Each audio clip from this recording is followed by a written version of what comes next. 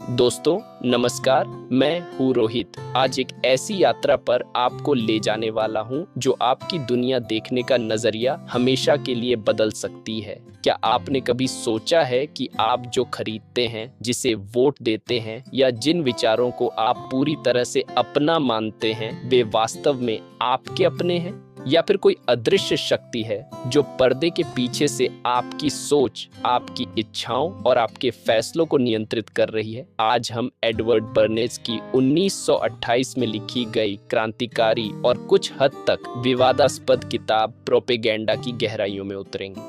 यह किताब कोई डरावनी कहानी नहीं है, बल्कि एक नक्शा है, एक ऐसा नक्शा जो हमें उन तरीकों को समझने में मदद करता है जिनसे हमारे विचारों को आकार दिया जाता है, हमारी आदतों को बनाया जाता है और हमारी भावनाओं को एक खास दिशा में मोड़ा जाता है। लेखक कौन है? एडवर्ड बर्नेज, जनसंपर्क के जनक। इससे पहले कि हम किताब में उतरें, यह जानना जरूरी है कि एडवर्ड बर्नेज कौन थे। बर्नेज को जनसंपर्क का जनक, फादर ऑफ पब्लिक रिलेशंस कहा जाता है।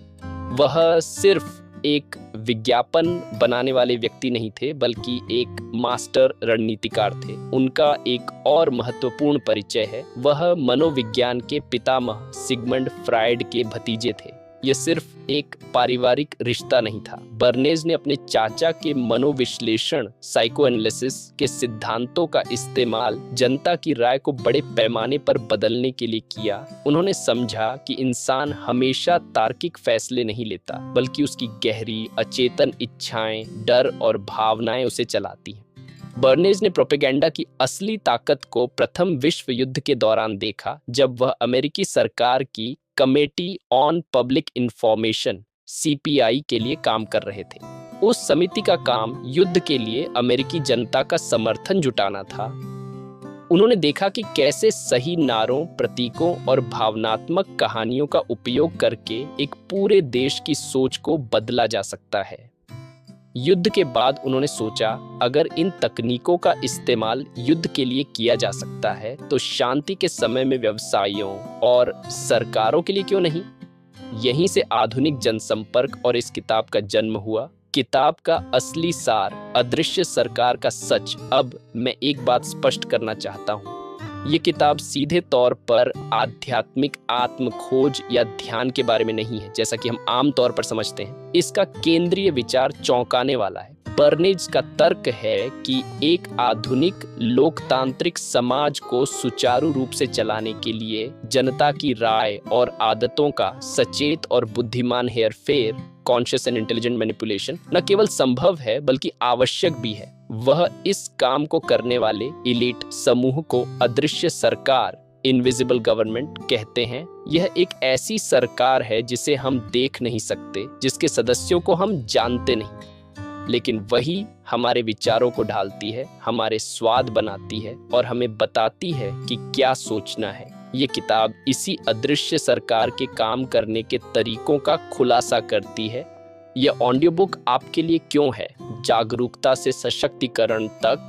तो आप सोच रहे होंगे कि अगर यह किताब हेरफेर के बारे में है तो हम इसे क्यों सुने? इसका जवाब है, जागरूकता ही बचाव है। इस ऑडियो बुक का लक्ष्य आपको प्रोपेगेंडा का उपयोग करना सिखाना नहीं है। इसका लक्ष्य आपको सशक्त बनाना है, ताकि आप इसे पहचान सकें, इसका विश्लेषण कर सकें और इसके प्रभाव से खुद को बचा सकें। ये किताब हमें सिखाएगी कि कैसे हमारा सोचने वाला मन, जिसे हम अपना समझते हैं, अक्सर बाहरी ताकतों द्वारा प्रोग्राम किया जाता है, और इस प्रोग्रामिंग को समझकर ही हम इससे ऊपर उठ सकते हैं और अपने सच्चे, जागरूक स्व, अवेयर सेल्फ से जुड़ सकते हैं। वह हिस्सा जो इन सभी प्रभावों के पीछे शांत और स्थिर रहता है।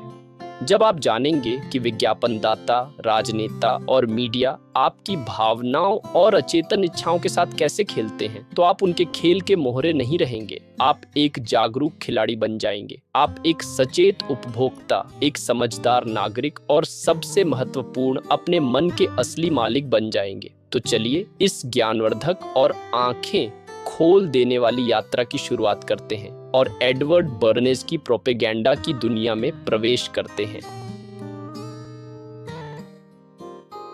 अध्याय 1, अराजकता का संगठन, ऑर्गेनाइजिंग केओस, सारांश, समरी। इस पहले अध्याय में एडवर्ड बर्नेज उस मूल आधार को स्थापित करते हैं जिस पर उनकी पूरी किताब और उनका दर्शन टिका हुआ है। वह एक बहुत ही साहसिक और विवादास्पद तर्क से शुरुआत करते हैं कि जनता की राय और आदतों का सचेत और बुद्धिमान हेरफेर एक लोकतांत्रिक समाज का एक महत्वपूर्ण और आवश्यक तत्व है। वह कहते हैं कि जो लोग इस अदृश्य तंत्र में हेरफेर करते हैं वे एक अदृश्य सरकार का गठन करते हैं जो हमारे देश की सच्ची शासक शक्ति है। बर्नेज के अनुसार यह स्थिति एक तार्किक आवश्यकता से उत्पन्न होती है। आधुनिक दुनिया बेहद जटिल है।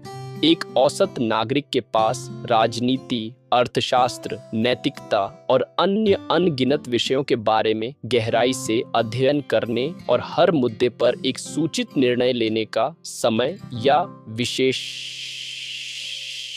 नहीं है।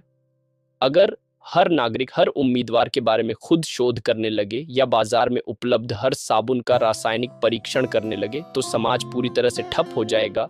ये एक तरह की अराजकता होगी। इस अराजकता और भ्रम से बचने के लिए समाज ने स्वेच्छा से एक समझौता किया है। हमने अपनी पसंद को सीमित करने की अनुमति दी है। हमने विशेषज्ञों, नेताओं और प्रभावशाली लोगों के एक छोटे समूह को, जिसे बर्नेज अदृश्य सरकार कहते हैं, हमारे लिए जानकारी को छानने और विकल्पों को कम करने का काम सौंपा है। उदाहरण के लिए हम दर्जनों राजनीतिक उम्मीदवारों के बजाय कुछ प्रमुख पार्टियों द्वारा चुने गए 2 या 3 उम्मीदवारों में से चुनते हैं। हम सैकड़ों उत्पादों में से उन कुछ को चुनते हैं जिन्हें विज्ञापन और मीडिया के माध्यम से हमारे ध्यान में लाया जाता है। बर्नेज का तर्क है कि यह कोई बुरी बात नहीं है, बल्कि यह हमारे समाज के संगठित होने का एक तार्किक परिणाम है। इस दृष्टिकोण से प्रोपेगेंडा कोई भयावह चीज नहीं है, बल्कि इस अराजकता को संगठित करने और आधुनिक जीवन को सुचारू रूप से चलाने के लिए एक अनिवार्य उपकरण है। यह वह तंत्र है जो प्रतिस्पर्धा को व्यवस्थित करता है और नेतृत्व को संभव बनाता है। मुख्य बातें, की टेकअवेज। आधुनिक समाज की जटिलता के कारण एक अदृश्य सरकार का अस्तित्व अनिवार्य है जो हमारे लिए निर्णय लेने की प्रक्रिया को सरल बनाती है। यह अदृश्य सरकार उन विशेषज्ञों और नेताओं से बनी है जो जनता की राय और आदतों को सचेत रूप से आकार देते हैं। जनता की राय का यह हेरफेर लोकतंत्र के लिए खतरा नहीं, बल्कि उसे सुचारू रूप से चलाने के लिए एक आवश्यक तंत्र है। प्रोपेगेंडा वह उपकरण है जिसका उपयोग इस अराजकता को संगठित करने और विकल्पों के भारी बोझ को कम करने के लिए किया जाता है। समाज ने व्यवहारिकता के लिए स्वेच्छा से इस व्यवस्था को स्वीकार कर लिया है ताकि भ्रम की स्थिति से बचा जा सके। यह प्रक्रिया राजनीति से लेकर उपभोक्ता वस्तुओं तक हमारे जीवन के लगभग हर पहलू को प्रभावित करती है। बिना इस संगठित मार्गदर्शन के एक विशाल और जटिल समाज में सहमति और व्यवस्था बनाए रखना लगभग असंभव होगा। दैनिक जीवन में उपयोग, डेली लाइफ इम्प्लीमेंटेशन। इस अध्याय की सीख हमें डराने के लिए नहीं, बल्कि हमें अधिक जागरूक और सतर्क बनाने के लिए है। अपने सूचना स्रोतों पर सवाल उठाएं। जब आप समाचार देखते हैं, कोई लेख पढ़ते हैं या सोशल मीडिया पर कोई पोस्ट देखते हैं, तो खुद से पूछें, यह कहानी मुझे क्यों दिखाई जा रही है? इसके पीछे किसका एजेंडा हो सकता है? कौन सी कहानियां हैं जो मुझे नहीं दिखाई जा रही हैं? विशेषज्ञों के पूर्वाग्रह को पहचानें। जब कोई विशेषज्ञ या अध्ययन किसी उत्पाद या नीति की सिफारिश करता है तो थोड़ा रुकें, पता लगाने की कोशिश करें कि उस विशेषज्ञ को कौन फंड कर रहा है या उस अध्ययन को किसने प्रायोजित किया है। अक्सर विशेषज्ञ की राय उसके भुगतान करने वाले के हितों को दर्शाती है। विकल्पों के भ्रम को समझें। अगली बार जब आप सुपरमार्केट में हो तो देखें कि कैसे कुछ ब्रांड्स को आंखों के स्तर पर रखा जाता है जबकि अन्य को नीचे या ऊपर। यह संयोग नहीं है, यह आपके विकल्पों को सीमित करने और आपकी पसंद को प्रभावित करने का एक तरीका है। पहचानें कि जब आपको लगता है कि आप स्वतंत्र रूप से चुन रहे हैं तो अक्सर आप उन विकल्पों में से चुन रहे होते हैं जो पहले से ही आपके लिए चुने गए हैं। मुख्य धारा की राय से असहमत होने में सहज महसूस करें। सिर्फ इसीलिए कि कोई विचार लोकप्रिय है या हर कोई उसके बारे में बात कर रहा है, इसका मतलब यह नहीं है कि वह सही है। बर्नेज हमें सिखाते हैं कि लोकप्रिय राय अक्सर बनाई जाती है, अपनी खुद की सोच विकसित करने का साहस रखें। वास्तविक उदाहरण, रियलिस्टिक एग्जाम्पल, कल्पना कीजिए कि चुनाव का समय है। प्रिया अपना टीवी चालू करती है और उसे केवल 2 या 3 मुख्य राजनीतिक दलों के उम्मीदवारों के बीच बहसें और रैलियां दिखाई देती हैं। अखबारों और वेबसाइटों पर भी उन्हीं के बारे में खबरें छाई हुई हैं। हो सकता है कि चुनाव में 10 अन्य उम्मीदवार भी खड़े हों जिनकी अपनी नीतियां और विचार हों, लेकिन मीडिया उन्हें लगभग पूरी तरह से अनदेखा कर देता है। प्रिया को लगता है कि उसे बस इन 2-3 विकल्पों में से ही किसी एक को चुनना है। यह अराजकता का संगठन का एक आदर्श उदाहरण है। अदृश्य सरकार, जिसमें मीडिया घराने और शक्तिशाली राजनीतिक दल शामिल हैं, ने प्रिया के लिए विकल्पों को पहले ही सीमित कर दिया है। वह अपनी पसंद में स्वतंत्र महसूस करती है, लेकिन वास्तव में वह एक पहले से तय किए गए मेनू से चुन रही है। उसे इस बात का एहसास नहीं है कि उसकी पसंद की स्वतंत्रता एक भ्रम है जिसे बड़ी कुशलता से बनाया गया है। अध्याय 2, नया प्रोपेगेंडा, द न्यू प्रोपेगेंडा, सारांश, समरी। इस अध्याय में एडवर्ड बर्नेज पुराने और नए प्रोपेगेंडा के बीच एक महत्वपूर्ण अंतर खींचते हैं। वह समझाते हैं कि प्रोपेगेंडा अब वह नहीं रहा जो पहले हुआ करता था। पुराना प्रोपेगेंडा सीधा, स्पष्ट और कुछ हद तक अपरिष्कृत था। यह बार बार एक ही संदेश को दोहराने के सिद्धांत पर काम करता था, इस उम्मीद में कि वह लोगों के दिमाग में बैठ जाएगा। इसका एक क्लासिक उदाहरण एक विक्रेता होगा जो चिल्ला चिल्ला कर कहता है, हमारा बेकन खरीदें, यह स्वादिष्ट और सस्ता है। यह तरीका तर्क पर आधारित था और मानता था कि लोग सीधे संदेशों पर प्रतिक्रिया करते हैं। लेकिन नया प्रोपेगेंडा, जैसा कि बर्नेज इसे कहते हैं, कहीं अधिक सूक्ष्म, मनोवैज्ञानिक और शक्तिशाली है। यह सीधे तौर पर उत्पाद या विचार बेचने की कोशिश नहीं करता। इसके बजाय यह परिस्थितियों का निर्माण, क्रिएशन ऑफ सर्कमस्टेंसेस, और घटनाओं को आकार देने, शेपिंग ऑफ इवेंट्स पर ध्यान केंद्रित करता है। इसका लक्ष्य लोगों के विचारों को बदलना नहीं, बल्कि उन्हें एक विशेष तरीके से कार्य करने के लिए प्रेरित करना है। नया प्रोपेगेंडा लोगों की गहरी अचेतन इच्छाओं, भावनाओं और अव्यक्त पूर्वाग्रहों को लक्षित करता है। यह तर्क को दरकिनार कर सीधे मनोविज्ञान पर हमला करता है। बर्नेज प्रथम विश्व युद्ध का उदाहरण देते हैं। मित्र राष्ट्रों ने केवल यह नहीं कहा कि जर्मनी बुरा है, इसके बजाय उन्होंने जर्मन सैनिकों द्वारा किए गए कथित अत्याचारों की भावनात्मक कहानियों और छवियों का प्रचार किया। उन्होंने स्वतंत्रता और लोकतंत्र जैसे शक्तिशाली प्रतीकों का इस्तेमाल किया। ये सिर्फ जानकारी नहीं थी, ये जनता में एक गहरी भावनात्मक प्रतिक्रिया पैदा करने का एक निरंतर प्रयास था। नया प्रोपेगेंडा समाज की संरचना को समझता है। ये जानता है कि लोग समूहों में रहते हैं, उनकी वफादारी होती है और वे अपने नेताओं पर भरोसा करते हैं। इसलिए ये पूरे समूह को प्रभावित करने के लिए इन सामाजिक धाराओं और समूह की गतिशीलता का उपयोग करता है, न कि केवल एक एक व्यक्ति को। ये एक बार का विज्ञापन नहीं, बल्कि जनता के दिमाग को आकार देने का एक सतत अभियान है। मुख्य बातें, की टेकअवेज। नया प्रोपेगेंडा प्रत्यक्ष आदेश देने के बजाय अप्रत्यक्ष रूप से और मनोवैज्ञानिक रूप से काम करता है।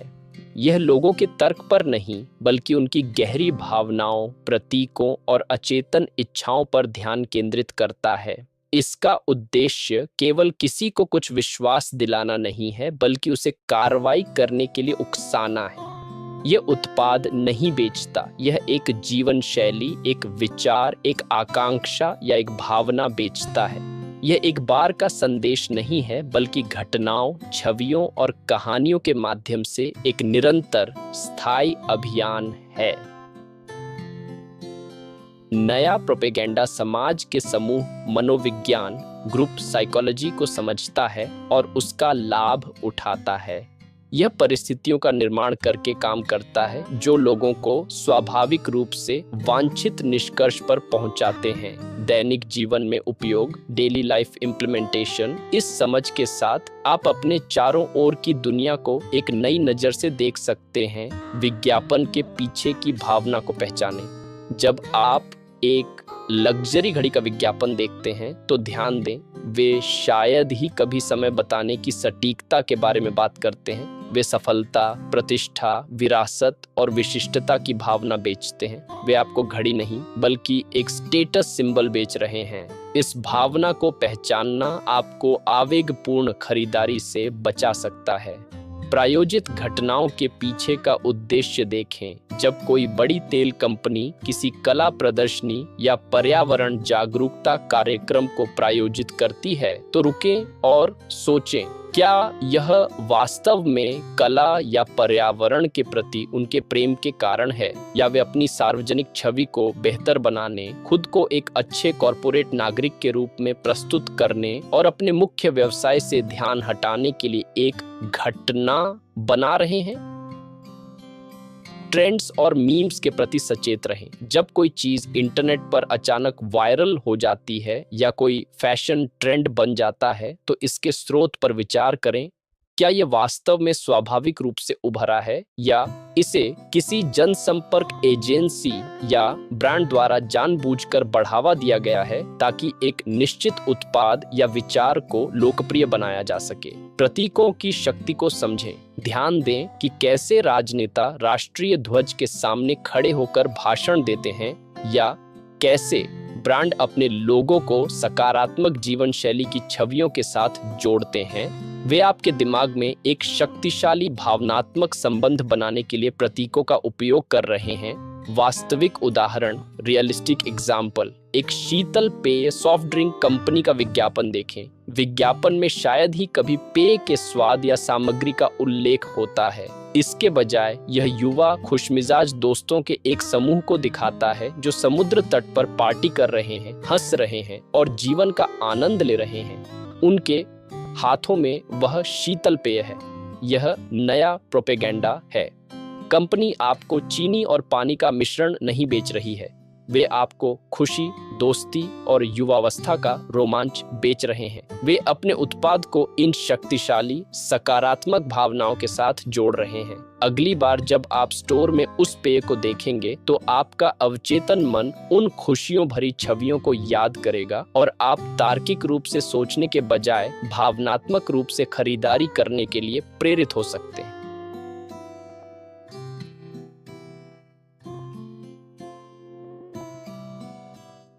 अध्याय 3, नए प्रोपेगेंडिस्ट, द न्यू प्रोपेगेंडिस्ट्स। सारांश, समरी। इस अध्याय में बर्नेज उन लोगों पर ध्यान केंद्रित करते हैं जो इस नए प्रोपेगेंडा को अंजाम देते हैं। वह उन्हें एक नया सम्मानजनक नाम देते हैं, जनसंपर्क सलाहकार, पब्लिक रिलेशंस काउंसिल। ये लोग पुराने जमाने के प्रेस एजेंट या प्रचारक नहीं हैं जो केवल किसी उत्पाद या व्यक्ति के बारे में खबरें छपवाते हैं। वे उच्च स्तरीय रणनीतिकार हैं जो अदृश्य सरकार के कार्यकारी अंग के रूप में काम करते हैं। उनका काम सिर्फ संदेश फैलाना नहीं है बल्कि जनता की राय को समझना, उसका विश्लेषण करना और फिर उसे अपने ग्राहक के हित में आकार देना है। बर्नेज तर्क देते हैं कि यह पेशा आधुनिक जीवन की बढ़ती जटिलता के कारण आवश्यक हो गया है। सरकारें, निगम और सामाजिक आंदोलन सभी को जनता का समर्थन चाहिए, लेकिन वे सीधे जनता से संवाद नहीं कर सकते। जनसंपर्क सलाहकार एक पुल के रूप में कार्य करता है। वह अपने ग्राहक को समझाता है कि जनता क्या सोचती है और वह जनता को ग्राहक के कार्यों और उद्देश्यों को समझने में मदद करता है। बर्नेज इस बात पर जोर देते हैं कि यह एक दो तरफा प्रक्रिया है। कभी कभी सलाहकार अपने ग्राहक को यह सलाह भी दे सकता है कि उसे अपनी नीतियों या कार्यों को बदलना होगा ताकि वे जनता की अपेक्षाओं के अनुरूप हो सके। ये नए प्रोपेगेंडिस्ट पर्दे के पीछे काम करते हैं। वे सीधे विज्ञापन नहीं करते, बल्कि उन समूह के नेताओं, ग्रुप लीडर्स और प्रभावशाली लोगों, इन्फ्लुएंसर्स की पहचान करते हैं जिन पर जनता भरोसा करती है, और फिर उन नेताओं के माध्यम से अपने संदेश को फैलाते हैं। उदाहरण के लिए, एक फैशन की राय बनाने के लिए वे किसी प्रसिद्ध सोशलाइट या अभिनेत्री को एक नई पोशाक पहनने के लिए मना सकते हैं। उनका प्रभाव सूक्ष्म लेकिन गहरा होता है। हालांकि बनेज यह भी स्वीकार करते हैं कि यह काम महंगा है। जनमत को प्रभावित करने के लिए आवश्यक सामाजिक मशीनरी में हेरफेर करने के लिए बहुत अधिक संसाधनों की आवश्यकता होती है। इस वजह से यह शक्ति कुछ ही लोगों, विशेषज्ञ जनसंपर्क सलाहकारों और उनके धनी ग्राहकों के हाथों में केंद्रित हो जाती है। मुख्य बातें, की टेकअवेज। नए प्रोपेगेंडिस्ट केवल प्रचारक नहीं, बल्कि जनमत के रणनीतिकार और सलाहकार हैं। वे ग्राहक और जनता के बीच एक पुल का काम करते हैं, जो दो तरफा संचार की सुविधा प्रदान करते हैं। वे सीधे जनता से अपील करने के बजाय समूह के नेताओं और प्रभावशाली लोगों के माध्यम से काम करते हैं। उनका काम केवल संदेश फैलाना नहीं है, बल्कि घटनाओं और परिस्थितियों का निर्माण करना है जो वांछित राय पैदा करती हैं। यह पेशा महंगा और संसाधन गहन है, जिसके कारण जनमत को आकार देने की शक्ति कुछ ही हाथों में केंद्रित हो जाती है। वे अदृश्य सरकार के व्यावहारिक कार्यान्वयनकर्ता हैं, जो सिद्धांतों को कार्रवाई में बदलते हैं। एक अच्छा जनसंपर्क सलाहकार जानता है कि जनता की राय को कब आकार देना है और कब ग्राहक के व्यवहार को जनता की राय के अनुरूप ढालना है। दैनिक जीवन में उपयोग, डेली लाइफ इम्प्लीमेंटेशन। यह अध्याय हमें उन अदृश्य ताकतों को पहचानने में मदद करता है जो हमारी राय को आकार देती है। इन्फ्लुएंसर संस्कृति को डिकोड करें। जब आप किसी सेलिब्रिटी, यूट्यूबर या इंस्टाग्राम मॉडल को किसी उत्पाद, फिल्म या राजनीतिक विचार का प्रचार करते हुए देखते हैं, तो समझें कि यह अक्सर एक सहज राय नहीं होती है। वे एक समूह नेता के रूप में काम कर रहे हैं, जिन्हें एक जनसंपर्क सलाहकार द्वारा उनकी विश्वसनीयता और पहुंच का उपयोग करके आपको प्रभावित करने के लिए नियोजित किया गया है। विशेषज्ञ की राय के स्रोत का पता लगाएं। जब कोई डॉक्टर टीवी पर किसी खास हेल्थ ड्रिंक की सिफारिश करता है या कोई अर्थशास्त्री किसी सरकारी नीति की प्रशंसा करता है, तो पूछें, क्या वे स्वतंत्र रूप से बोल रहे हैं? अक्सर इन विशेषज्ञों को उनकी राय देने के लिए कंपनियों या संगठनों द्वारा भुगतान किया जाता है। वे एक अभियान का हिस्सा हैं। जमीनी स्तर के अभियानों से सावधान रहें।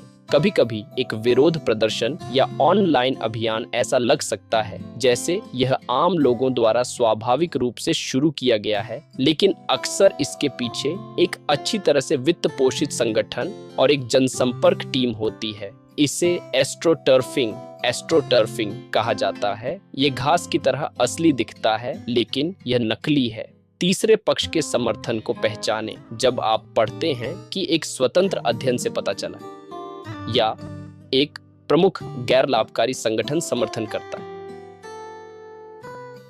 अक्सर ये सलाहकार द्वारा बनाए गए फ्रंट ग्रुप होते हैं ताकि उनके ग्राहक के संदेश को विश्वसनीयता प्रदान की जा सके।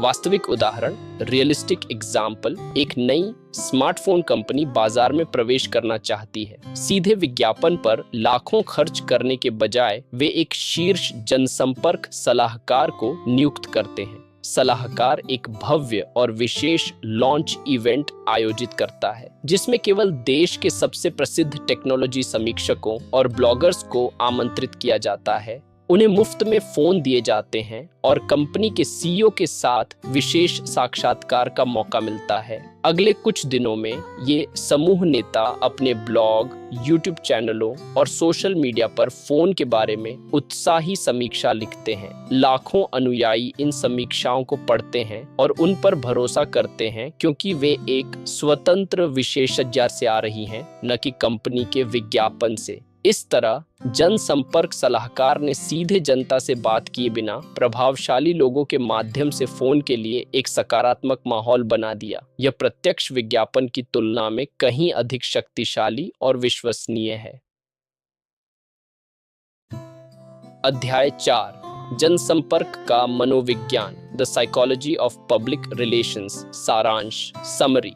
यह अध्याय बर्नेज के तरीकों के मनोवैज्ञानिक इंजन रूम में एक गहरा गोता है। यहाँ वह बताते हैं कि जनमत को आकार देना केवल अच्छे नारे लिखने या विज्ञापन बनाने के बारे में नहीं है। ये मानव मन की गहरी कार्य प्रणाली को समझने और उसका उपयोग करने के बारे में है। बर्नेज गुस्ताव ले बॉन और विल्फ्रेड ट्रॉटर जैसे भीड़ मनोविज्ञान, क्राउड साइकोलॉजी के शुरुआती विचारकों के काम पर बहुत अधिक निर्भर करते हैं। उनका मूल सिद्धांत यह है कि व्यक्ति जब अकेले होते हैं तो तर्क संगत रूप से कार्य कर सकते हैं, लेकिन जब वे एक भीड़ या समूह का हिस्सा बन जाते हैं तो वे तर्कहीन, भावनात्मक और आवेगी हो जाते हैं। समूह सोचता नहीं है, यह महसूस करता है और प्रतिक्रिया करता है। इसीलिए एक कुशल प्रोपेगेंडिस्ट व्यक्ति के तर्क से अपील करने की कोशिश में अपनी ऊर्जा बर्बाद नहीं करता है। इसके बजाय वह समूह की सामूहिक भावनाओं, आवेगों और मानसिक क्लिच,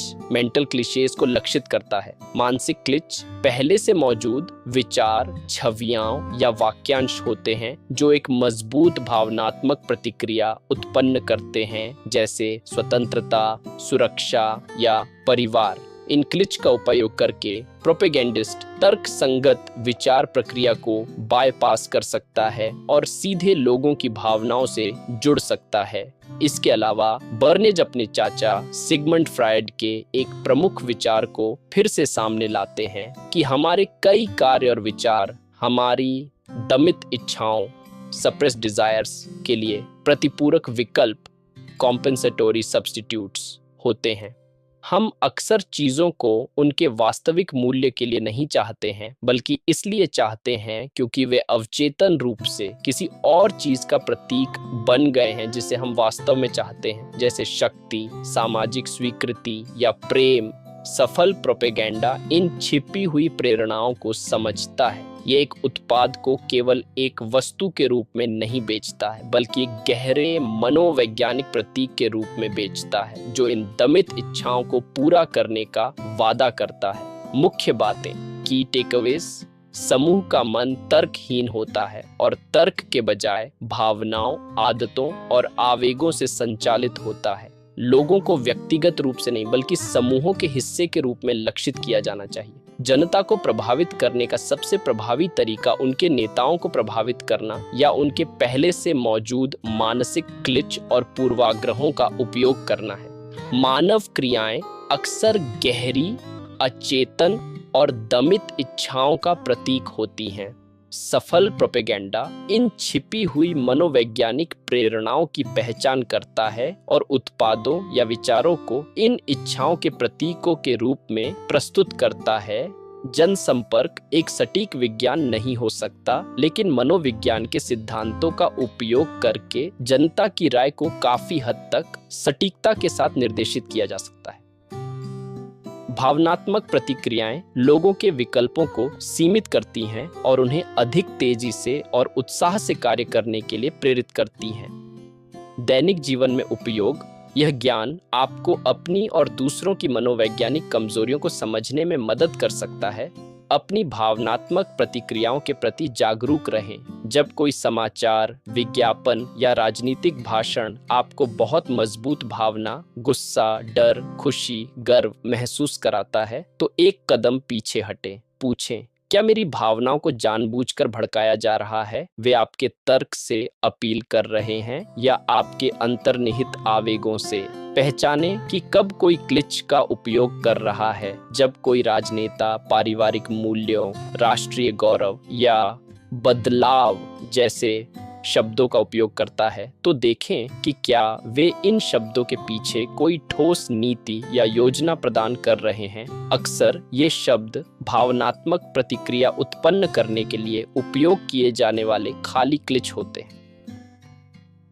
अपनी खरीदारी की प्रेरणाओं पर विचार करें। जब आप कोई महंगा फोन, डिजाइनर कपड़े या लग्जरी कार खरीदने के लिए प्रेरित महसूस करते हैं, तो खुद से ईमानदारी से पूछें, मैं वास्तव में क्या खरीद रहा हूँ? क्या मुझे इस वस्तु की कार्यात्मक रूप से आवश्यकता है या मैं एक भावना, एक स्थिति या एक पहचान खरीद रहा हूँ?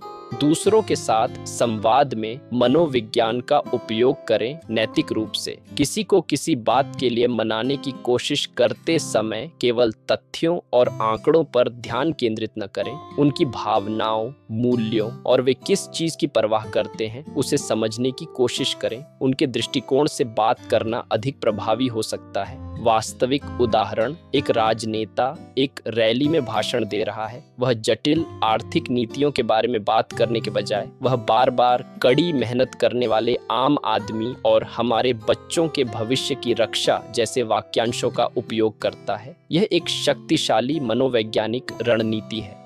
कड़ी मेहनत करने वाला आम आदमी एक मानसिक ग्लिच है जो दर्शकों में पहचान और सहानुभूति की भावना पैदा करता है। बच्चों का भविष्य एक गहरी भावनात्मक चिंता को छूता है। भले ही राजनेता की नीतियां वास्तव में उस आम आदमी को नुकसान पहुंचा सकती हैं या बच्चों के भविष्य के लिए खराब हों, वह तर्क संगत बहस से बच रहा है। वह दर्शकों के दिमाग के तर्क संगत हिस्से को दरकिनार कर रहा है और सीधे उनकी पहचान, उनकी भावनाओं और उनके गहरे डर से जुड़ रहा है, जिससे उनका समर्थन हासिल करना बहुत आसान हो जाता है।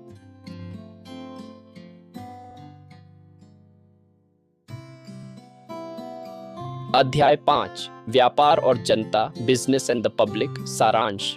इस अध्याय में बर्नेज अपना ध्यान राजनीति से हटाकर वाणिज्य की दुनिया पर केंद्रित करते हैं। वह तर्क देते हैं कि 20वीं सदी की शुरुआत में व्यापार और जनता के बीच का संबंध नाटकीय रूप से बदल गया है। पहले व्यवसाय यह मानकर काम करते थे कि उनके मामले किसी और के नहीं हैं। वे जो चाहें बना सकते थे और बेच सकते थे, जनता की राय की परवाह किए बिना। लेकिन मकरेकिंग, मूकेक राकिंग, पत्रकारिता के दौर ने सब कुछ बदल दिया। जब पत्रकारों ने बड़े निगमों के अनैतिक और संदिग्ध प्रथाओं का पर्दाफाश किया, इससे जनता में आक्रोश पैदा हुआ और सरकार पर व्यापार को नियंत्रित करने वाले कानून बनाने का दबाव बढ़ा। इस अनुभव से व्यवसायों ने एक महत्वपूर्ण सबक सीखा। जनमत एक शक्तिशाली शक्ति है जिसे अनदेखा नहीं किया जा सकता। अब एक व्यवसाय को न केवल अपने उत्पाद बेचने की जरूरत है, बल्कि उसे खुद को और उन सभी चीजों को बेचना होगा जिनके लिए वह खड़ा है। उसे जनता के साथ एक सकारात्मक संबंध बनाना होगा। बर्नेज इसे स्वस्थ सहयोग, हेल्थी कोऑपरेशन कहते हैं, जहां व्यापार जनता की अंतरात्मा के प्रति सचेत रहता है। यह केवल अच्छी नैतिकता नहीं है, यह अच्छा व्यवसाय है। इसके अलावा एक और शक्तिशाली आर्थिक शक्ति काम कर रही है, बड़े पैमाने पर उत्पादन, मास प्रोडक्शन। एक कारखाना जो लाखों उत्पाद बना सकता है, उसे लाभदायक बने रहने के लिए उन उत्पादों को लगातार बेचना होगा। इसका मतलब है कि अब आपूर्ति और मांग का पुराना नियम उल्टा हो गया है। पहले मांग आपूर्ति पैदा करती थी, अब बड़े पैमाने पर उत्पादन की आपूर्ति को सक्रिय रूप से अपनी मांग बनानी पड़ती है। कंपनियां बैठकर ग्राहकों के आने का इंतजार नहीं कर सकती। उन्हें विज्ञापन और प्रोपेगेंडा का उपयोग करके लगातार यह सुनिश्चित करना होता है कि जनता उनके उत्पादों को चाहती रहे। इस प्रकार प्रोपेगेंडा आधुनिक पूंजीवाद का एक अनिवार्य इंजन बन जाता है, जो बड़े पैमाने पर उत्पादन के पहियों को चालू रखने के लिए निरंतर मांग पैदा करता है। मुख्य बातें: आधुनिक व्यापार को केवल एक उत्पाद नहीं, बल्कि अपनी पूरी सार्वजनिक छवि, प्रतिष्ठा और मूल्यों को बेचना पड़ता है। जनमत एक शक्तिशाली आर्थिक और राजनीतिक शक्ति है। व्यवसाय जो इसे अनदेखा करते हैं, वे जोखिम उठाते हैं। बड़े पैमाने पर उत्पादन के युग में व्यवसायों को लाभदायक बने रहने के लिए प्रोपेगेंडा के माध्यम से निरंतर मांग पैदा करनी चाहिए। आपूर्ति अब मांग का पालन नहीं करती, आपूर्ति को अपनी मांग खुद बनानी पड़ती है। व्यापार और जनता के बीच का संबंध एक साझेदारी जैसा होना चाहिए, जो देने और लेने, गिव एंड टेक पर आधारित हो। एक अच्छी जनसंपर्क नीति केवल दिखावा नहीं हो सकती, उसे कंपनी के वास्तविक कार्यों और मूल्यों को प्रतिबिंबित करना चाहिए। व्यवसायों को जनता की बदलती रुचियों और मानकों को समझना चाहिए और उनके अनुरूप खुद को ढालना चाहिए। दैनिक जीवन में उपयोग: यह अध्याय आपको एक अधिक समझदार और आलोचनात्मक उपभोक्ता बनने में मदद करता है। ब्रांड निष्ठा, ब्रांड लॉयल्टी का विश्लेषण करें। खुद से पूछें कि आप किसी विशेष ब्रांड के प्रति वफादार क्यों हैं। क्या ये केवल उत्पाद की गुणवत्ता के कारण है या क्या आप उस ब्रांड द्वारा बनाई गई छवि से आकर्षित हैं, चाहे वह पर्यावरण के अनुकूल, लग्जरी, युवा या विश्वसनीय हो। पहचानें कि आपकी वफादारी अक्सर एक सफल जनसंपर्क अभियान का परिणाम होती है। कॉर्पोरेट सामाजिक जिम्मेदारी CSR को आलोचनात्मक दृष्टि से देखें। जब कोई कंपनी किसी सामाजिक कारण के लिए दान करती है या हरी पहल की घोषणा करती है तो इसकी सराहना करें, लेकिन संदेह की एक स्वस्थ खुराक भी रखें। अक्सर ये कार्य उनकी निचली रेखा के लिए उतने ही अच्छे होते हैं जितने कि समाज के लिए। यह उनकी सार्वजनिक छवि को बेहतर बनाने और अधिक ग्राहक आकर्षित करने का एक तरीका है। पहचानें कि आपकी ज़रूरतें कैसे बनाई जाती हैं। अगली बार जब कोई नया गैजेट लॉन्च हो तो खुद से पूछें, क्या मुझे वास्तव में इसकी आवश्यकता है? कुछ साल पहले आप इसके बिना पूरी तरह से ठीक थे। कंपनियां लगातार नई ज़रूरतें और समस्याएं बनाती हैं जिन्हें उनके उत्पाद हल करने का वादा करते हैं ताकि आप खरीदते रहें। कंपनी के कार्यों को देखें, न कि केवल उनके विज्ञापनों को। एक कंपनी अपने विज्ञापनों में विविधता और समावेशिता के बारे में बहुत कुछ कह सकती है, लेकिन उनके बोर्ड रूम और कर्मचारियों के आंकड़े क्या कहते हैं? एक कंपनी अपनी स्थिरता के बारे में बात कर सकती है, लेकिन उनकी आपूर्ति श्रृंखला प्रथाएं क्या हैं? उनके शब्दों और उनके कार्यों के बीच के अंतर को पहचानना सीखें। वास्तविक उदाहरण, एक फास्ट फैशन ब्रांड अपने विज्ञापनों में लगातार युवा, ट्रेंडी और लापरवाह जीवन शैली की छवियों का उपयोग करता है। वे आपको ये विश्वास दिलाते हैं कि खुश और लोकप्रिय होने के लिए आपको हर हफ्ते नवीनतम फैशन पहनने की जरूरत है। ये बड़े पैमाने पर उत्पादन के लिए मांग बनाने का एक आदर्श उदाहरण है। उनकी सफलता इस बात पर निर्भर करती है कि वे आपको ये महसूस कराएं कि आपके मौजूदा कपड़े पुराने हो गए हैं और आपको और अधिक खरीदने की जरूरत है। साथ ही वे अपनी वेबसाइट पर सचेत संग्रह कॉन्शियस कलेक्शन लॉन्च कर सकते हैं ताकि एक नैतिक और टिकाऊ ब्रांड की छवि बनाई जा सके। भले ही उनका मुख्य व्यवसाय मॉडल इसके ठीक विपरीत हो, वे आपको केवल कपड़े नहीं बेच रहे हैं, वे आपको एक पहचान बेच रहे हैं और आपकी असुरक्षाओं का फायदा उठाकर निरंतर मांग पैदा कर रहे हैं।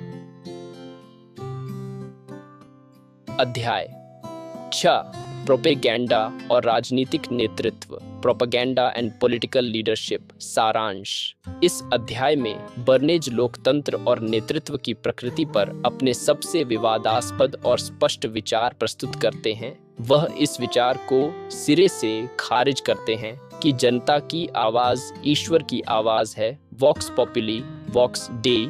इसके बजाय उनका मानना है कि जनता की आवाज वास्तव में उन कुशल प्रोपेगेंडिस्टों द्वारा बनाई और निर्देशित की गई आवाज है जो जनमत के हेर फेर को समझते हैं।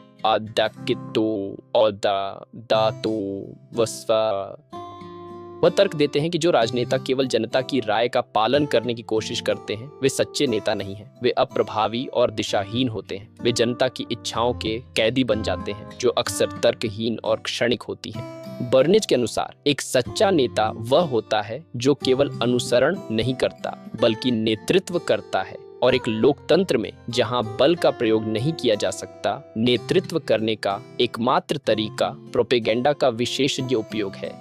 एक प्रभावी राजनीतिक नेता को जनता की राय को आकार देना चाहिए, उसे अपने लक्ष्यों और दृष्टि के साथ संरेखित करना चाहिए। प्रोपेगेंडा इस सहमति की इंजीनियरिंग ऑफ कंसेंट को प्राप्त करने का आधुनिक साधन है। बर्नेज बताते हैं कि राजनीतिक अभियानों को जटिल नीतिगत बहसों पर नहीं बनाया जाना चाहिए क्योंकि जनता उनमें रुचि नहीं रखती है। इसके बजाय उन्हें व्यक्तित्व, प्रतीकों और भावनात्मक रूप से गूंजने वाले क्लिच के इर्द गिर्द बनाया जाना चाहिए। एक उम्मीदवार को एक ऐसे नायक के रूप में प्रस्तुत किया जाना चाहिए जो जनता की अव्यक्त इच्छाओं और आशाओं का प्रतीक है।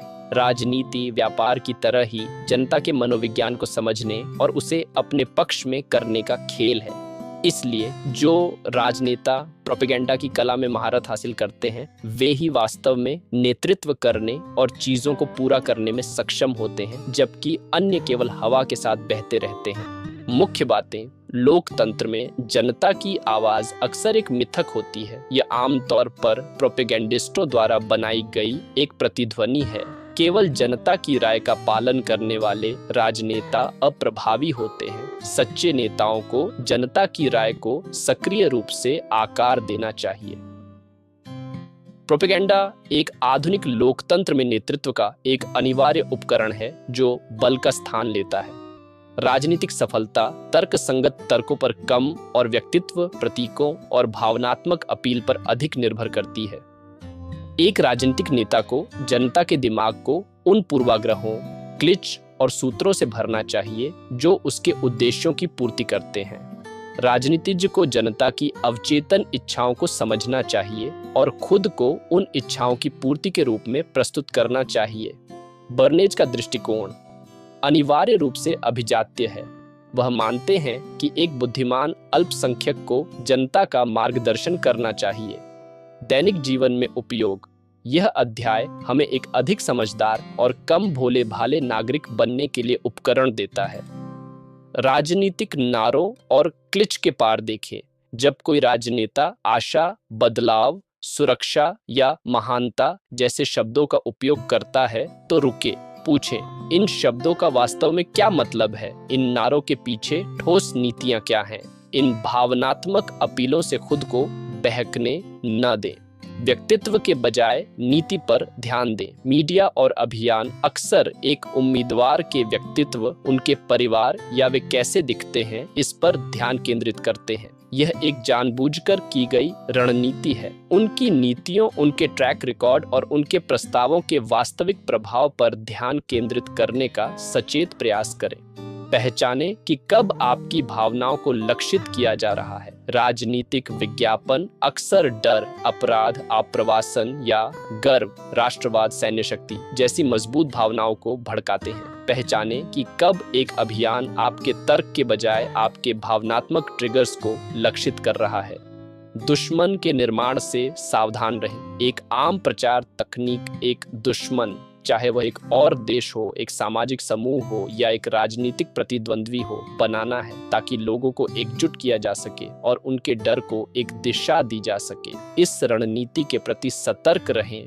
अपने सूचना स्रोतों में विविधता लाएं। यदि आप केवल एक ही समाचार चैनल देखते हैं या एक ही तरह की वेबसाइट पढ़ते हैं तो आप संभवतः एक प्रचार बुलबुले में रह रहे हैं। विभिन्न दृष्टिकोणों को समझने के लिए विभिन्न स्रोतों से जानकारी प्राप्त करने का प्रयास करें।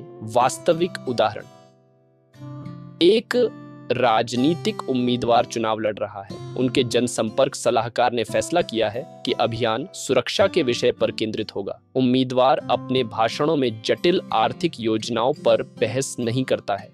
इसके बजाय वह लगातार अपराध की भयावह कहानियों और बाहरी खतरों के बारे में बात करता है। उनके विज्ञापन एक अंधेरे खतरनाक दुनिया को दिखाते हैं जिससे केवल वह ही बचा सकता है। वह खुद को एक मजबूत निर्णायक रक्षक के रूप में प्रस्तुत करता है। यह रणनीति सीधे मतदाताओं के गहरे आदिम भय को लक्षित करती है। मतदाता तर्क संगत रूप से उसकी नीतियों का विश्लेषण करने के बजाय भावनात्मक रूप से सुरक्षा की आवश्यकता महसूस करते हैं और उसे उस भावना के प्रतीक के रूप में देखते हैं। इस तरह प्रोपेगेंडा का उपयोग करके उम्मीदवार जनता की राय को अपनी उम्मीदवारी के पक्ष में सफलतापूर्वक आकार देता है। अध्याय 7, महिलाओं की गतिविधियां और propaganda, women's activities and propaganda. सारांश, इस अध्याय में बर्नेज महिलाओं को 20वीं सदी के समाज में एक उभरती हुई और शक्तिशाली शक्ति के रूप में पहचानते हैं।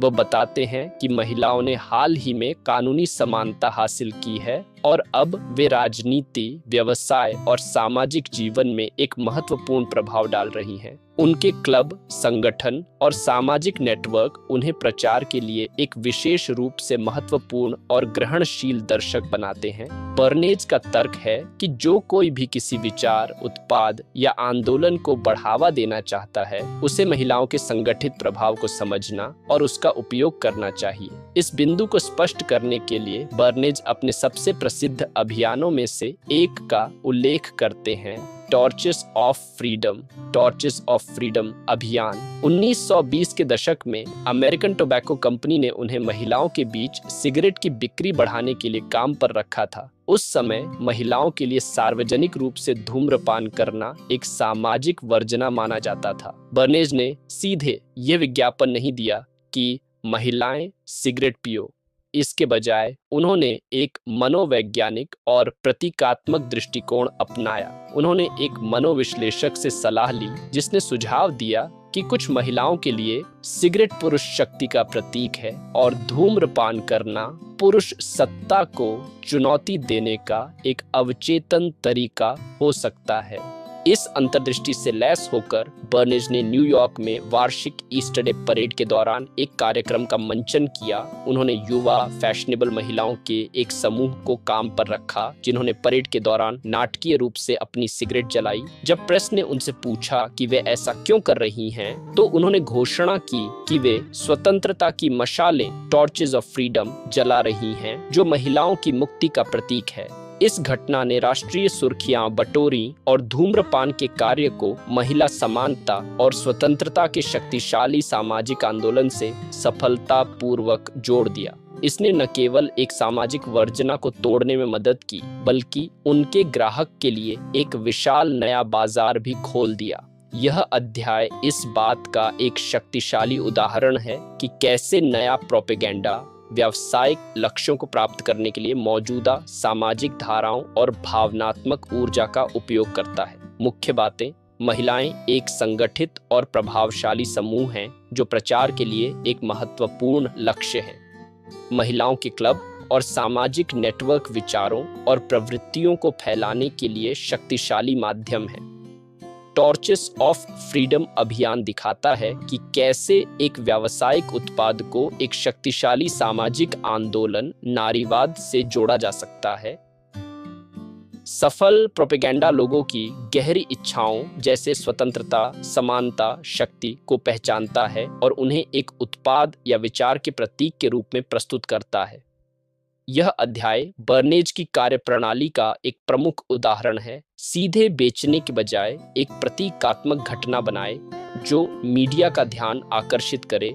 सामाजिक वर्जनाओं को तोड़ा जा सकता है और जनमत को बदला जा सकता है यदि संदेश को एक बड़े भावनात्मक रूप से गूंजने वाले विचार से जोड़ा जाए।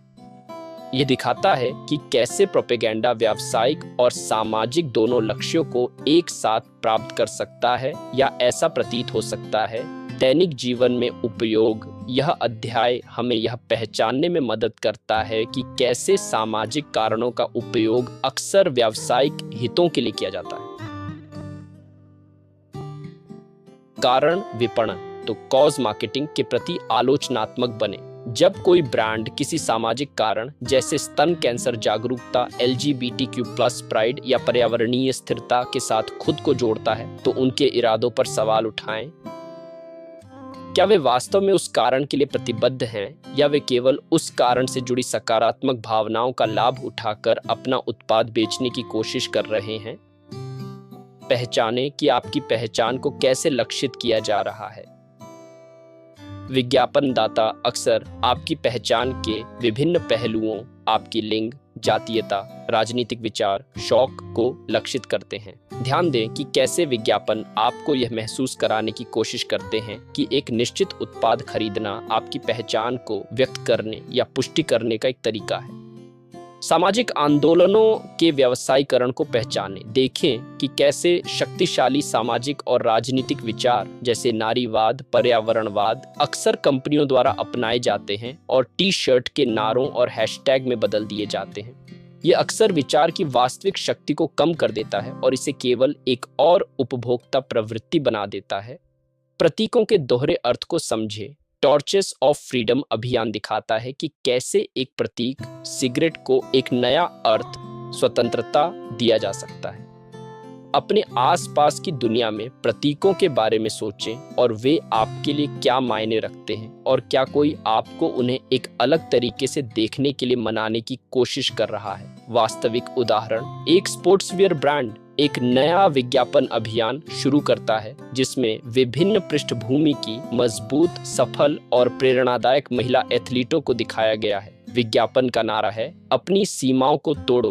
विज्ञापन शायद ही कभी जूतों की तकनीक या कपड़ों की सामग्री का उल्लेख करता है। इसके बजाय ये पूरी तरह से महिला सशक्तिकरण, दृढ़ संकल्प और सामाजिक बाधाओं को तोड़ने की भावना पर केंद्रित है। यह टॉर्चेस ऑफ फ्रीडम की आधुनिक प्रतिध्वनि है। ब्रांड अपने जूतों को केवल एथलेटिक उपकरण के रूप में नहीं बेच रहा है, वे उन्हें महिला सशक्तिकरण के प्रतीक के रूप में बेच रहे हैं। वे महिला ग्राहकों की समानता और ताकत की इच्छा को अपने ब्रांड से जोड़ रहे हैं, जिससे एक शक्तिशाली भावनात्मक संबंध बनता है जो केवल उत्पाद की विशेषताओं पर आधारित बिक्री से कहीं अधिक गहरा होता है।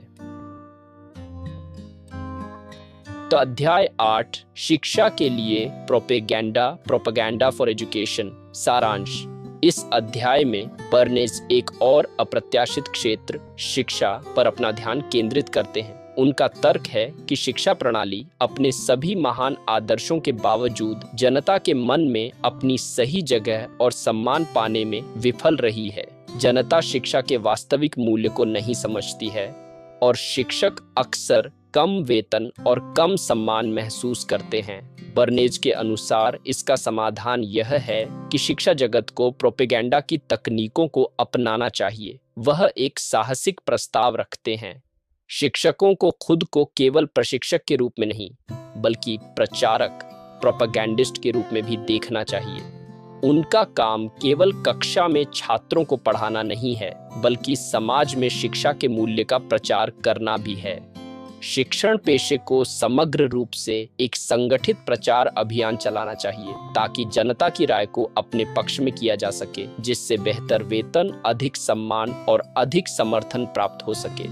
बर्नेज विशेष रूप से उच्च शिक्षा जैसे कि राज्य विश्वविद्यालयों की दुर्दशा पर प्रकाश डालते हैं। ये विश्वविद्यालय जनता के समर्थन और सरकारी धन पर निर्भर करते हैं, इसलिए उन्हें लगातार जनता को अपने मूल्य को बेचना पड़ता है। उन्हें नाटकीय तरीकों से अपनी उपलब्धियों का प्रदर्शन करना चाहिए और शैक्षिक मुद्दों को जनता के लिए दिलचस्प बनाना चाहिए। बर्नेज ये भी स्वीकार करते हैं कि विश्वविद्यालयों को अक्सर उन धनी व्यवसायियों से धन मांगना पड़ता है जो अकादमिक दुनिया के मूल्यों जैसे कि शुद्ध छात्रवृत्ति को नहीं समझते हैं।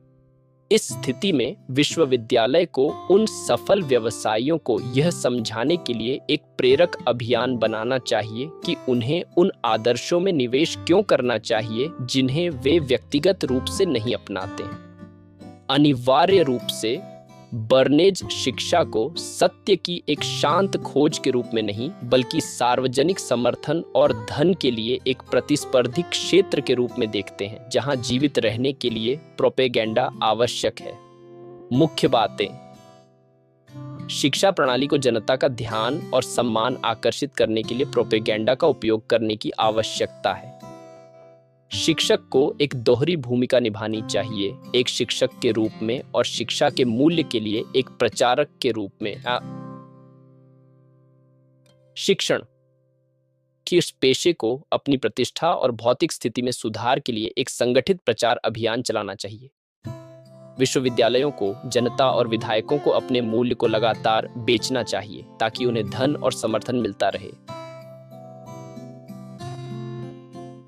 बर्नेज शिक्षा और प्रचार के बीच की रेखा को धुंधला कर देते हैं, ये सुझाव देते हुए कि दोनों का दृष्टिकोण समान हो सकता है। उच्च शिक्षा को उन लोगों से धन प्राप्त करने के लिए प्रेरक रणनीतियों का उपयोग करना चाहिए जो उनके मूल मूल्यों को साझा नहीं करते।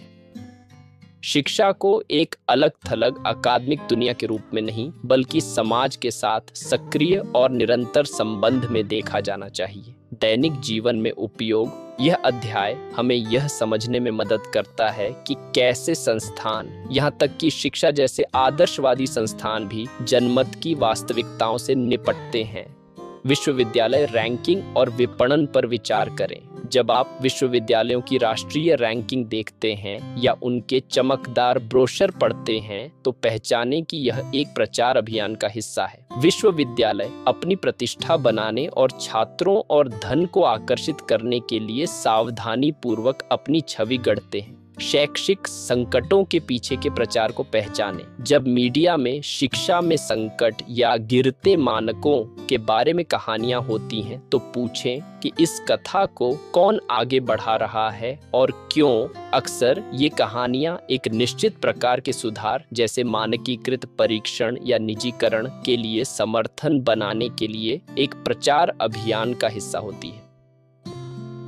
स्थानीय स्कूलों का समर्थन करें। बर्नेज का तर्क है कि शिक्षा को जनता के समर्थन की आवश्यकता है। अपने स्थानीय स्कूलों में शामिल होकर, चाहे स्वयं सेवा के माध्यम से, स्कूल बोर्ड की बैठकों में भाग लेकर या केवल उनके काम के बारे में सकारात्मक रूप से बात करके, आप उनके लिए एक सकारात्मक प्रचारक बन सकते हैं। शिक्षा के मूल्य के बारे में अपनी धारणाओं की जांच करें। क्या आप शिक्षा को केवल एक अच्छी नौकरी पाने के रास्ते के रूप में देखते हैं या एक सूचित नागरिक बनने और एक पूर्ण जीवन जीने के तरीके के रूप में? समाज अक्सर शिक्षा के व्यावसायिक मूल्य पर जोर देता है। इसके व्यापक सामाजिक मूल्य के लिए प्रचार करना भी महत्वपूर्ण है। वास्तविक उदाहरण, एक स्थानीय विश्वविद्यालय को राज्य विधानमंडल से अपनी फंडिंग में कटौती का सामना करना पड़ रहा है। केवल विधायकों से अपील करने के बजाय विश्वविद्यालय के अध्यक्ष एक कुशल प्रचारक की तरह काम करते हुए एक बहुआयामी अभियान शुरू करते हैं। वे स्थानीय समाचार पत्रों में अपने छात्रों की सफलता की कहानियों को प्रकाशित करवाते हैं। वे एक सामुदायिक दिवस का आयोजन करते हैं जहां विश्वविद्यालय की प्रयोगशालाएं और कला स्टूडियो जनता के लिए खोले जाते हैं, यह दिखाते हुए कि विश्वविद्यालय समुदाय को कितना कुछ देता है। वे अपने सबसे प्रसिद्ध पूर्व छात्रों से विधानमंडल को पत्र लिखने और विश्वविद्यालय के आर्थिक महत्व के बारे में बात करने के लिए कहते हैं। यह सब एक प्रचार अभियान है जिसका उद्देश्य जनता और विधायकों के मन में विश्वविद्यालय का मूल्य बढ़ाना है, जिससे उसकी फंडिंग को बचाया जा सके। वे केवल शिक्षा नहीं बेच रहे हैं, वे आर्थिक विकास, सामुदायिक गौरव और भविष्य के अवसर बेच रहे हैं। अध्याय 9, सामाजिक सेवा में प्रोपेगेंडा इन सोशल सर्विस। सारांश, इस अध्याय में बर्नेज अपने तर्क को एक ऐसे क्षेत्र में विस्तारित करते हैं जिसे कई लोग प्रोपेगेंडा से बहुत दूर मानेंगे, सामाजिक सेवा और परोपकार। वह एक चौंकाने वाला लेकिन तार्किक दावा करते हैं। कई मामलों में सामाजिक सेवा प्रोपेगेंडा के समान है। उनका तर्क है कि लगभग हर सामाजिक सेवा गतिविधि का मूल उद्देश्य जनता की राय, आदतों या व्यवहार को बदलना है। उदाहरण के लिए, तपेदिक के खिलाफ एक अभियान लोगों को यह विश्वास दिलाने का एक प्रयास है कि बीमारी का इलाज संभव है और उन्हें कुछ लक्षणों के दिखने पर डॉक्टर के पास जाना चाहिए।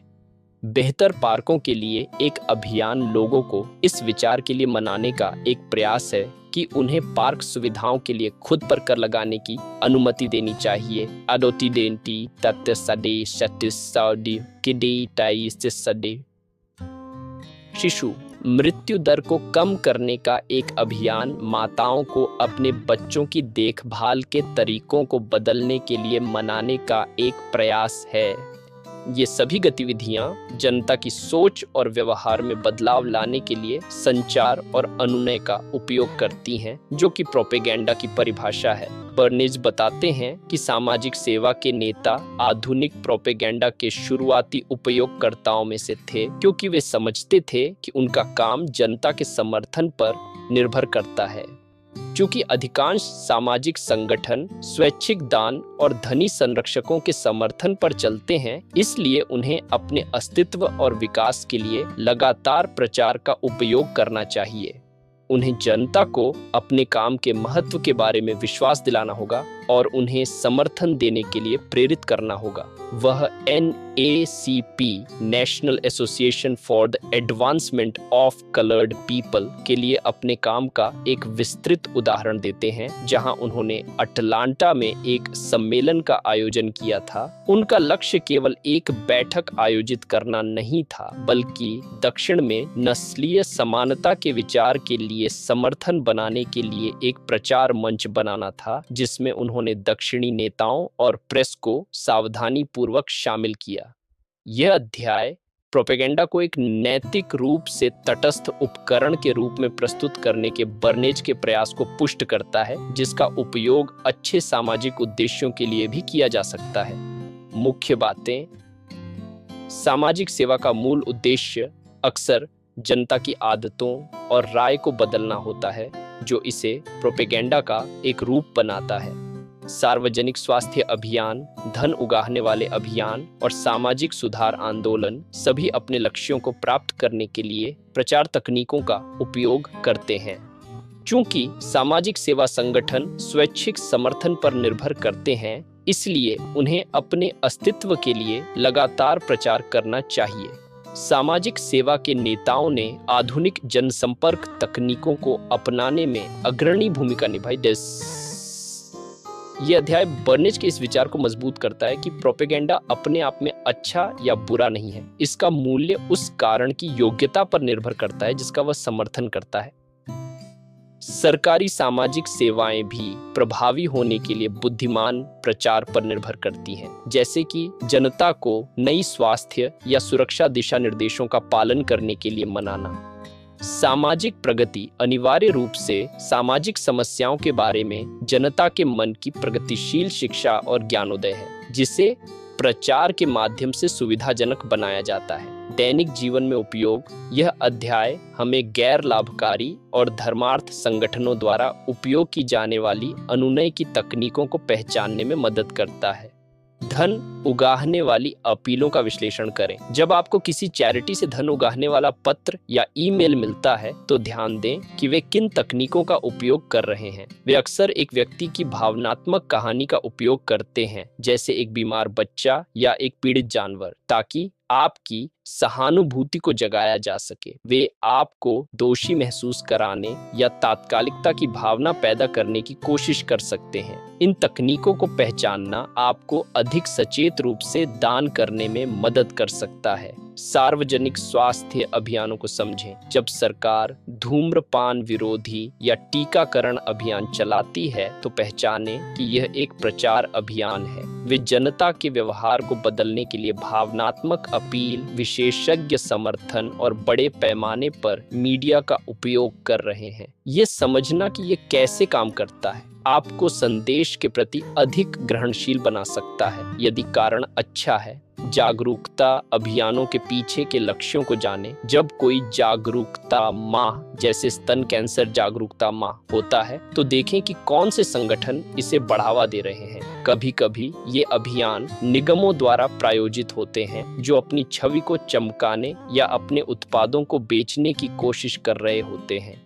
एक अच्छे कारण के लिए एक प्रचारक बने। यदि आप किसी सामाजिक कारण में विश्वास करते हैं, तो आप अपने समुदाय में इसके लिए एक प्रचारक बन सकते हैं। बर्नेज के सिद्धांतों का नैतिक रूप से उपयोग करें। एक स्पष्ट संदेश विकसित करें। भावनात्मक और तार्किक दोनों तरह से अपील करें और अपने विचार को फैलाने के लिए अपने नेटवर्क का उपयोग करें। वास्तविक उदाहरण: एक गैर लाभकारी संगठन जो बेघर जानवरों की मदद करता है, अधिक लोगों को जानवरों को गोद लेने के लिए प्रोत्साहित करना चाहता है। केवल यह कहने के बजाय कि जानवरों को गोद लें, वे एक प्रचार अभियान शुरू करते हैं। वे स्थानीय समाचार चैनलों के साथ मिलकर काम करते हैं, ताकि हर हफ्ते एक गोद लेने वाले पालतू जानवर की दिल को छू लेने वाली कहानी दिखाई जा सके। वे सोशल मीडिया पर खुश गोद लेने वालों और उनके नए पालतू जानवरों की तस्वीरें और वीडियो साझा करते हैं, जिसमें मैंने अपने सबसे अच्छे दोस्त को बचाया जैसे कैप्शन होते हैं।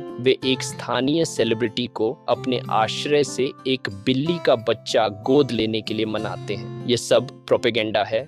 वे केवल एक सेवा प्रदान नहीं कर रहे हैं, वे सक्रिय रूप से जनता की राय को बदल रहे हैं, आश्रय के जानवरों के प्रति सहानुभूति पैदा कर रहे हैं और गोद लेने को एक वांछनीय और पुरस्कृत कार्य के रूप में प्रस्तुत कर रहे हैं। अध्याय 10 कला और विज्ञान, आर्ट एंड साइंस, सारांश। इस अध्याय में बर्नेज तर्क देते हैं कि प्रोपेगेंडा कला और विज्ञान जैसे ऊंचे माने जाने वाले क्षेत्रों में भी एक महत्वपूर्ण और सकारात्मक भूमिका निभा सकता है। वह इस धारणा को चुनौती देते हैं कि कला और विज्ञान को वाणिज्यिक दुनिया से अलग रहना चाहिए। इसके बजाय उनका मानना है कि प्रोपेगेंडा इन क्षेत्रों को जनता के करीब ला सकता है और उनकी सराहना बढ़ा सकता है। कला के क्षेत्र में बर्नेज का तर्क है कि कला दीर्घाओं और संग्रहालयों को केवल कलाकृतियों को प्रदर्शित और संरक्षित नहीं करना चाहिए, उन्हें सक्रिय रूप से जनता को कला के प्रति शिक्षित करने और उसकी सराहना करने के लिए प्रचार करना चाहिए। एक संग्रहालय को अपने समुदाय में एक सौंदर्य मानक स्थापित करना चाहिए और बुद्धिमान प्रचार के माध्यम से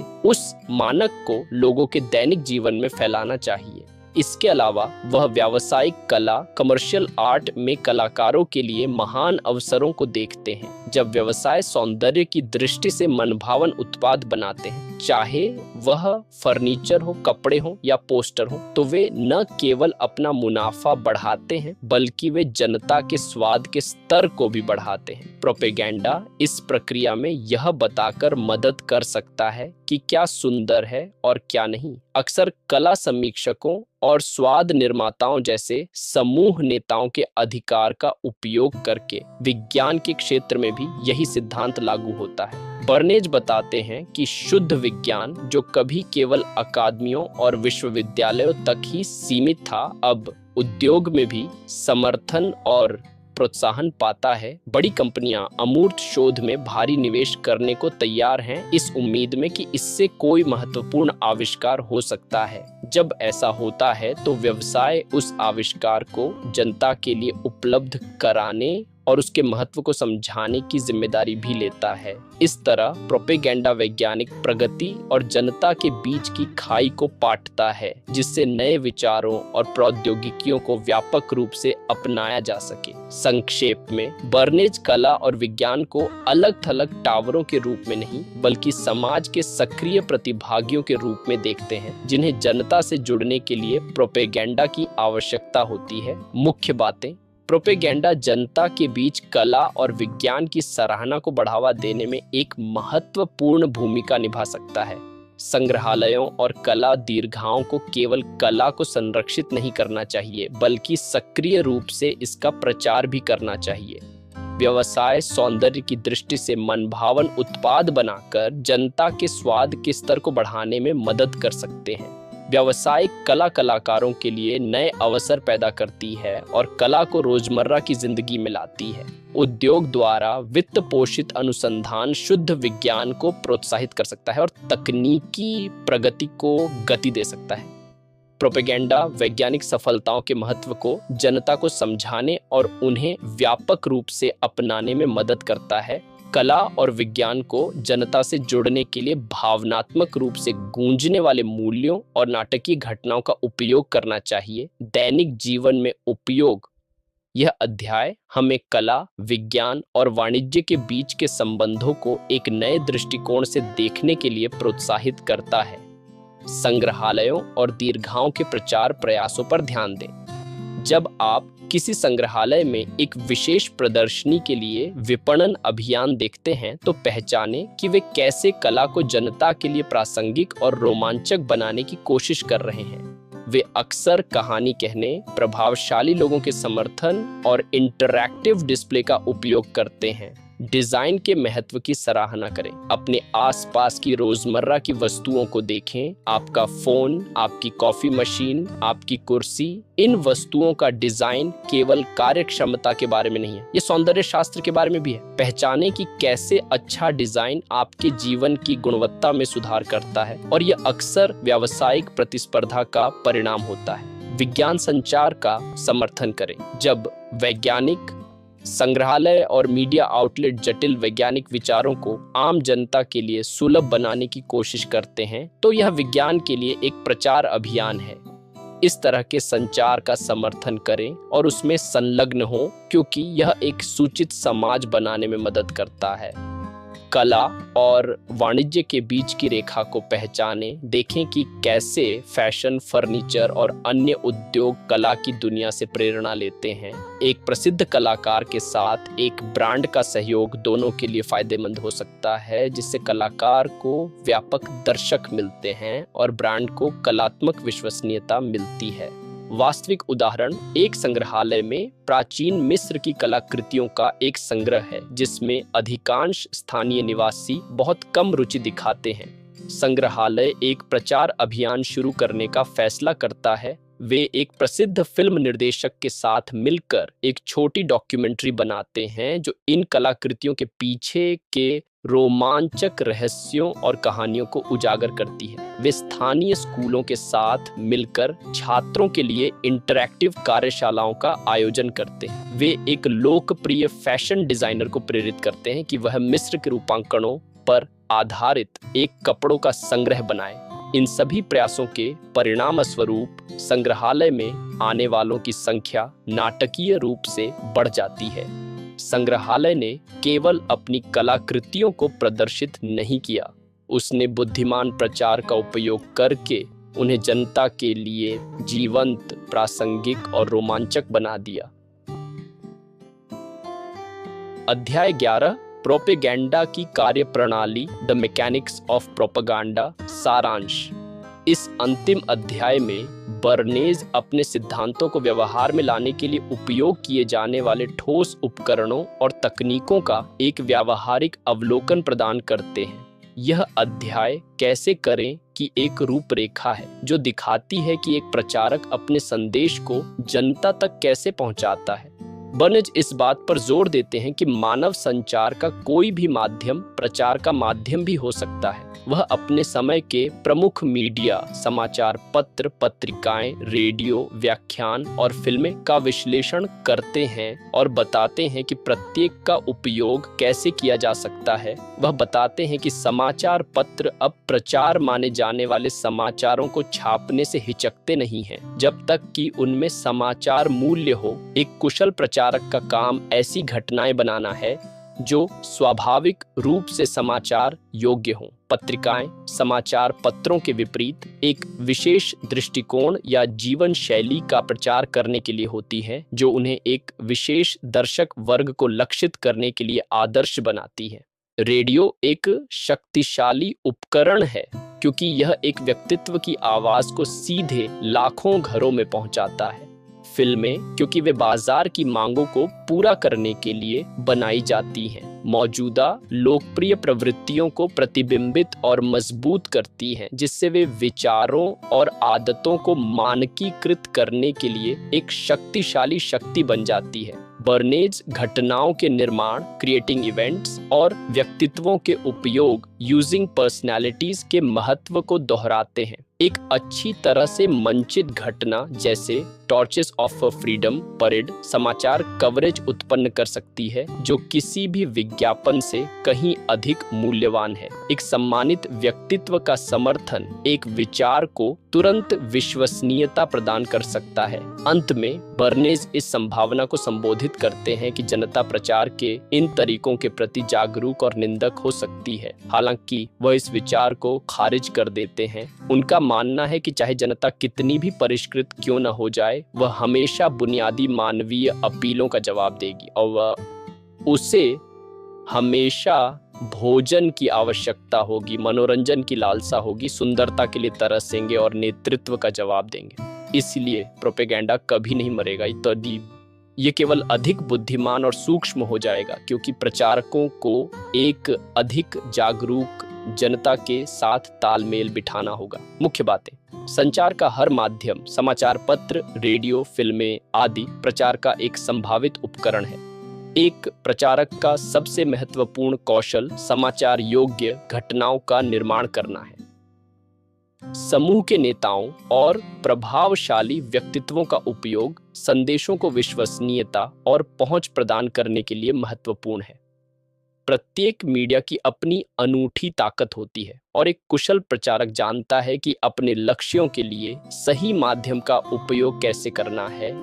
फिल्में और अन्य लोकप्रिय मनोरंजन मौजूदा सामाजिक प्रवृत्तियों को मजबूत करके विचारों और आदतों को मानकीकृत करते हैं।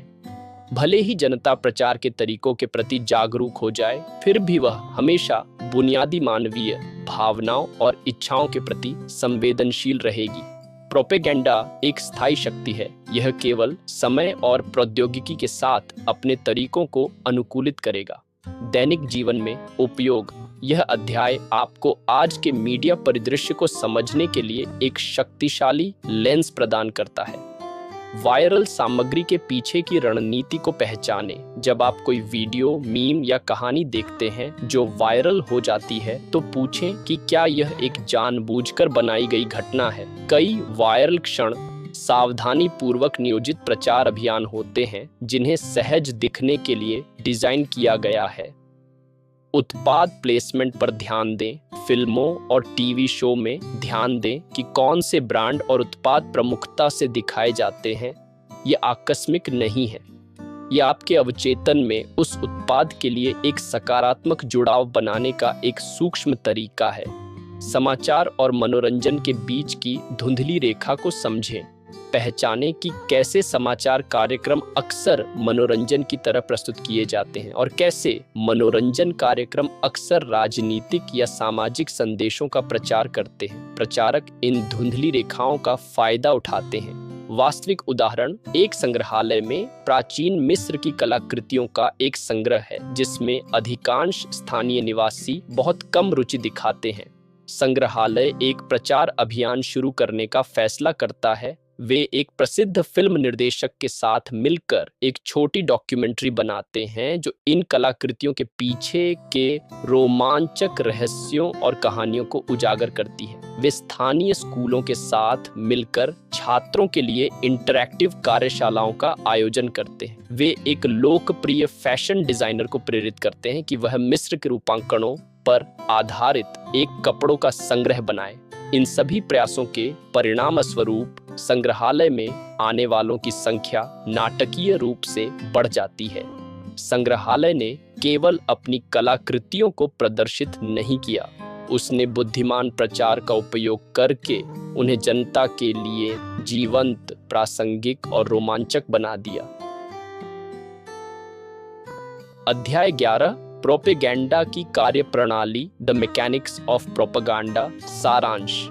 इस अंतिम अध्याय में बर्नेज अपने सिद्धांतों को व्यवहार में लाने के लिए उपयोग किए जाने वाले ठोस उपकरणों और तकनीकों का एक व्यावहारिक अवलोकन प्रदान करते हैं। यह अध्याय कैसे करें कि एक रूपरेखा है जो दिखाती है कि एक प्रचारक अपने संदेश को जनता तक कैसे पहुंचाता है। बर्नेज इस बात पर जोर देते हैं कि मानव संचार का कोई भी माध्यम प्रचार का माध्यम भी हो सकता है। वह अपने समय के प्रमुख मीडिया, समाचार पत्र, पत्रिकाएं, रेडियो, व्याख्यान और फिल्में का विश्लेषण करते हैं और बताते हैं कि प्रत्येक का उपयोग कैसे किया जा सकता है। वह बताते हैं कि समाचार पत्र अब प्रचार माने जाने वाले समाचारों को छापने से हिचकते नहीं हैं, जब तक कि उनमें समाचार मूल्य हो। एक कुशल प्रचारक का काम ऐसी घटनाएं बनाना है जो स्वाभाविक रूप से समाचार योग्य हो। पत्रिकाएं समाचार पत्रों के विपरीत एक विशेष दृष्टिकोण या जीवन शैली का प्रचार करने के लिए होती है जो उन्हें एक विशेष दर्शक वर्ग को लक्षित करने के लिए आदर्श बनाती है। रेडियो एक शक्तिशाली उपकरण है क्योंकि यह एक व्यक्तित्व की आवाज को सीधे लाखों घरों में पहुंचाता है।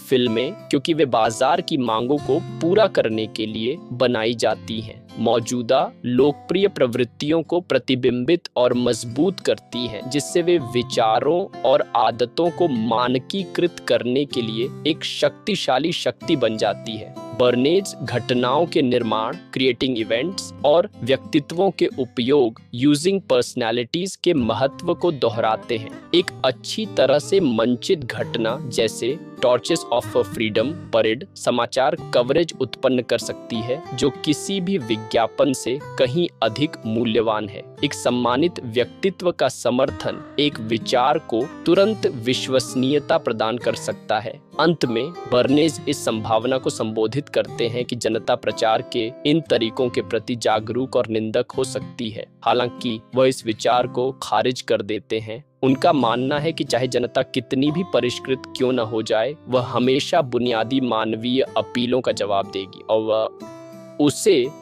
हमेशा भोजन की आवश्यकता होगी, मनोरंजन की लालसा होगी, सुंदरता के लिए तरसेंगे और नेतृत्व का जवाब देंगे।